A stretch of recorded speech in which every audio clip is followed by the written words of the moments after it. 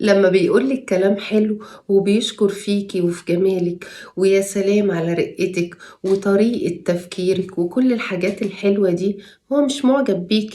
أيوه، هي الحقيقة إن أنتِ بنت وهو راجل، وأي راجل بيعجب بأي بنت، وخصوصًا لمّا بتبقى بعيدة عنه شوية، فبيقعد يقول لها كلام حلو، أو على الأقل خالص بيتعامل بالطريقة دي على اعتبار إن هو gentleman، ويعني بيتعامل بذوق مع الجنس اللطيف.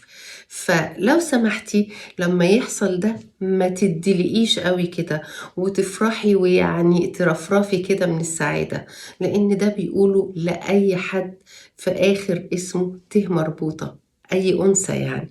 فلو سمحتِ شغّلي عقلِك شوية، واعملي حدود بينِك وبين أي راجل غريب، ولمّا يحاول يكلمِك بلطف خلّي اللطف ده ليه حدود معيّنة، وما تخلّيش دماغِك وقلبِك وعاطفتِك تاخدِك لبعيد. حافظي على نفسِك وخلّي بالِك إن أي راجل ممكن يقول لِك الكلام ده من باب بس اللطافة.